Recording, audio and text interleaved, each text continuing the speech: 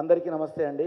ఈ సందర్భంగా ఈ సినిమా బూట్కట్టు బాలరాజు అనే సినిమాకి మొట్టమొదటిసారి ఈ వేదిక మీద నేను ఉండడం గల కారణం, ఫస్ట్ భీమ్స్ తమ్ముడు నాకు ఫోన్ చేసి, అన్న బూట్కట్టు బాలరాజు సాంగ్ టైటిల్ సాంగ్ నువ్వు పాడాలి అని అడిగాడు. అప్పటికి నేను ఇంకా బిగ్ బాస్కి వెళ్ళలేదు.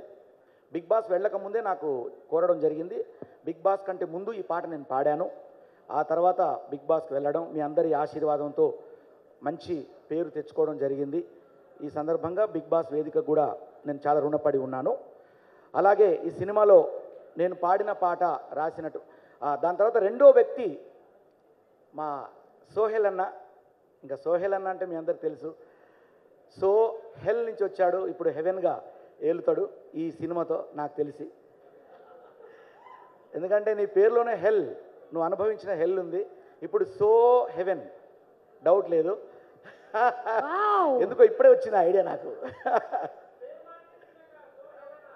సో హెవెన్ అంతే. ఇంకా ఇప్పటి నుంచి ఈ సినిమా నుంచి సో హెవెన్ అవుతావు. వేదిక ముందు ఆశీలైనటువంటి ఎంతోమంది ప్రముఖులు ఉన్నారు. అందరికీ పేరు పేరున నా కళాభివందనాలు తెలియజేసుకుంటున్నానండి. చాలా పెద్దవాళ్ళు ఉన్నారు. అలాగే మీడియా మిత్రులకు నా కళాభివందనాలు, ఐ లవ్ యూ. తర్వాత ఈ పాట, నేను పాడిన పాట రాసినటువంటి, మ్యూజిక్ చేసిన భీమ్స్కి రాసినటువంటి దేవ్ పవర్, చాలా పవర్ఫుల్గా రాసిన దేవ్, థ్యాంక్ యూ.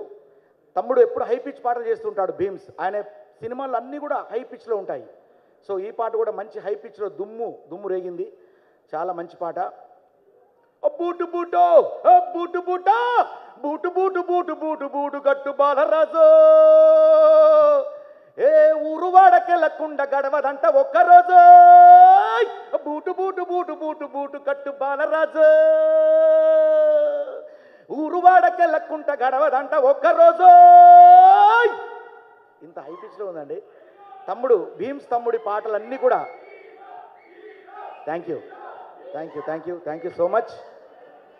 ఈ అవకాశం ఇచ్చిన దర్శకులు మరియు మా ప్రొడ్యూసర్ పాషన్న, ఇంకా అందరికి కూడా పేరు పేరున నా ధన్యవాదాలు తెలియజేసుకుంటూ, అన్న సోహెల్ అన్న, I love you.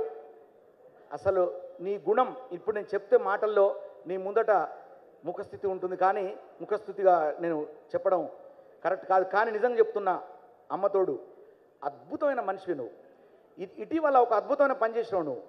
Big boss season 1 నుంచి 7 వరకు అండి. మీకు చెప్పాలి, ఎక్కువసేపు మాట్లాడతానని చెప్పి ఎప్పుడు దిగిపోతానని అనుకోకండి. దసరాగా అంటున్నా, సారీ, సరదాగా. దసరా డైరెక్టర్ అన్న ఉన్నారు కదా, అందుకే.